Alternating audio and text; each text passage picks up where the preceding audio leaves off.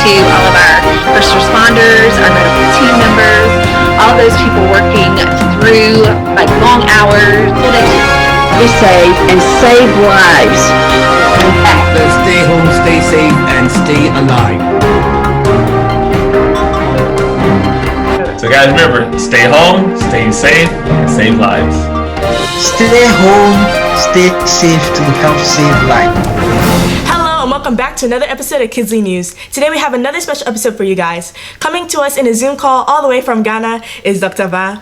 Hello, how are you doing today? Hi, I'm good. How are you? I'm great. So can you please introduce yourself to the audience so they can get to know a little bit more about you? Okay, thank you very much, and my greetings to the audience. My name is Dr. Winfred Baah. I'm a consultant physician at the Korle Teaching Hospital all the way in Accra, Ghana. I've been working here for about 10 years. I've been doing quite a lot of shows on TV, and especially about COVID-19, and I'm really looking forward to have a good time with you. Thank you. So speaking of COVID-19, as a doctor, how has the pandemic affected your work? Yeah, so it's changed quite a lot of the way we do things. It's put a lot of pressure on the health system. But I could say that, yes, we've been trained for it, and for us, it's a challenge worth living up to. And so we had to do a lot of training in preparation for COVID. You know, when it started from Wuhan, China, it took some time before it got to Ghana. Ghana reported its first case on the 12th of March this year. Before that, preparations were ongoing. We were training ourselves on how to wear the PPEs, how to remove them effectively. We're also training ourselves on how to manage COVID-19 if it does come to Ghana. We're training ourselves on how to do contact tracing and the rest. And then lo and behold, it came. After we had COVID-19, you know, we put in a lot of measures, but then it's really brought a lot of stress on the health system. Because we need to, the same workforce that we have, we need to get people to be doing dedicated COVID duties. Then we have other people still come in with other sickness, just like they used to do before COVID came. So it really brought a lot of stress on the health workforce, but we are doing well. So can you talk a little bit about how the situation is in Ghana?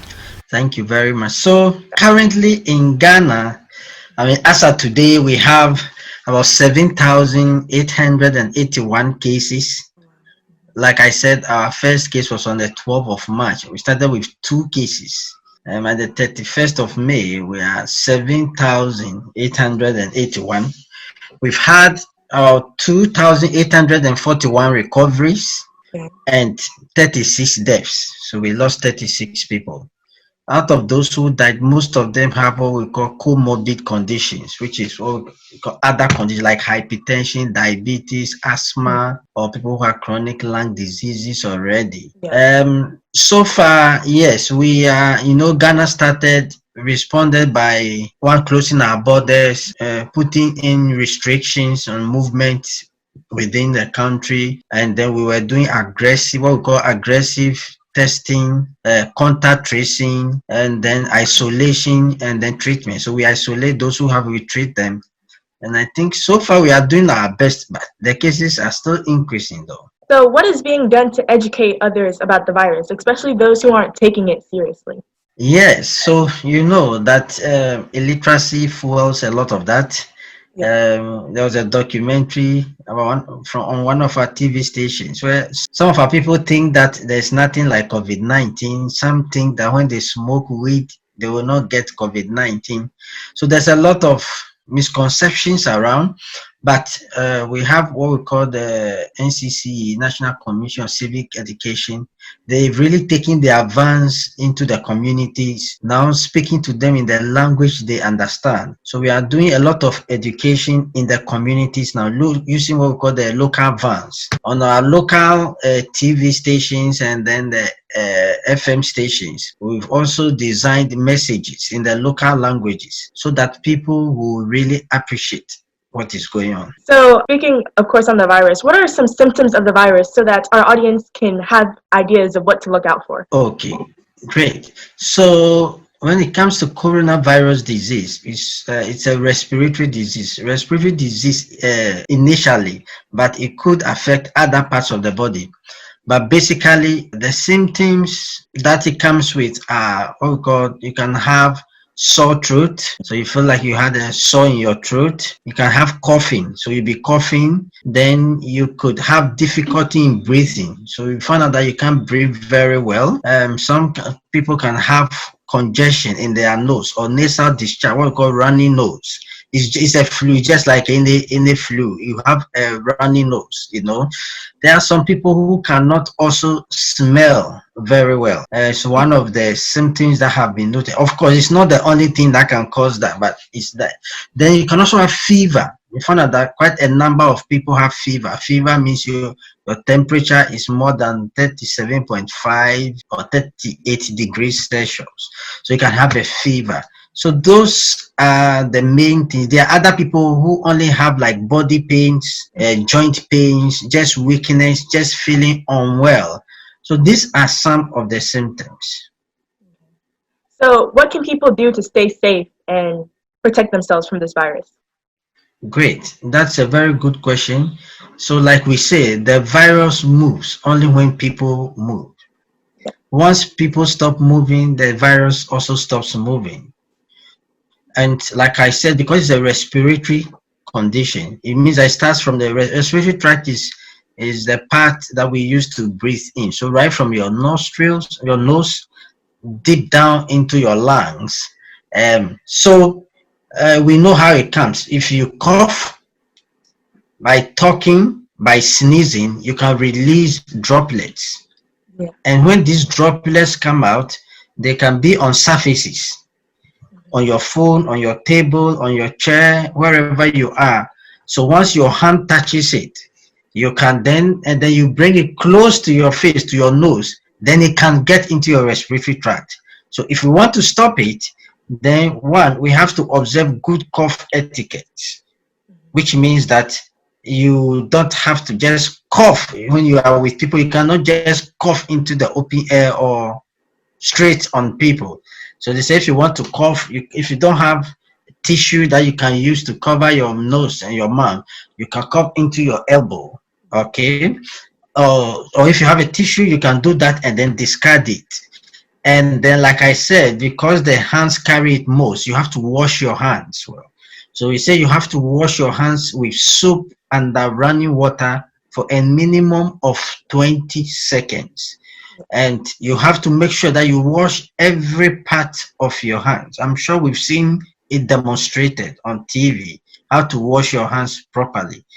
It's important that you wash your at least every 2 hours. You must wash, or anytime you feel like you've touched a surface. It's either you wash your hands or you use the hand sanitizer.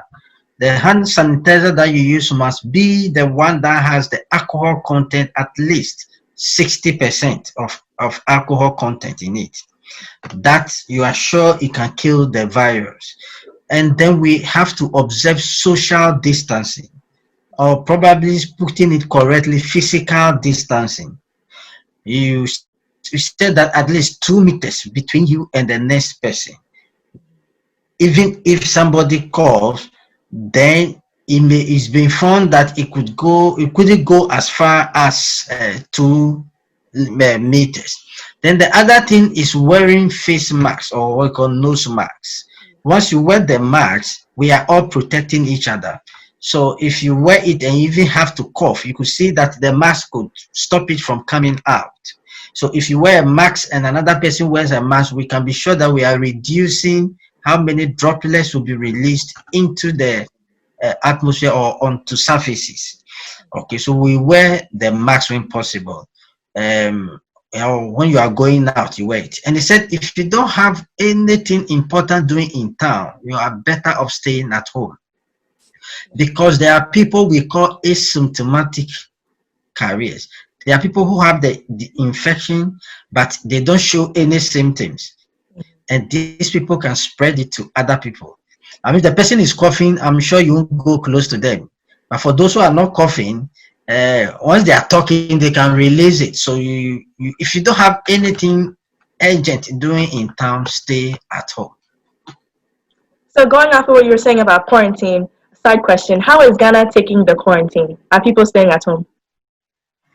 Well, yeah. So stay at home, is difficult. Yeah. Initially people tried, but now a lot of people are crying that their businesses are going down. They need to work and make money. So yes, people are going out, but we are preaching all the preventive measures. And yeah, we are doing our best. It's not that easy keeping people at home in Ghana. Yeah. I can understand because a lot of people work in the market as their main job. So yeah. So as we're nearing actually the end of our interview, I have one last question. Is there any hope for a cure? Yes. So we are hoping. We are praying hard. A lot of research is ongoing now, and for every disease that started, for which we have a cure today, it was all like that. It may take time. For some of them, it may take months. For some of them, it may take years. But I believe that yes, a vaccine is possible and a cure is possible. So one thing we always like to give our guests is there any advice you like to give to people out there? Yes, so I want people to know that COVID-19 is real. Yeah. It is very real. So let's take it serious. Let's observe all the preventive measures that have been said earlier. Let's stay at home if we don't have anything critical to do out there. And let's take good care of ourselves. And especially for the elderly and those who have comorbid conditions, we advise that you stay at home unless it is very, very critical before you go out. And let's be each other's keeper. Thank you. So one thing we like to also give our guests is a chance to send any wishes to loved ones, family, and friends. So is there anyone you'd like to send any wishes to? Oh, thank you very much. So I want to send wishes to my family, my wife and my children, my parents, and to Auntie Araba in the US, all my friends and all the Ghanaian doctors in the US who are saving lives. God bless all of you. For our channel, we have a thing where we have our guests say, "Stay home, stay safe to help save lives." It's a quote we like our guests to say. Can you please say it for us? Stay home, stay safe to help save lives. God bless you and we love you. Thank you so much for your hard work that you do. And thank you for joining us in this Zoom call. We hope that you really enjoyed it. And we hope you Thank you too. Thank you for the invite. I'm grateful.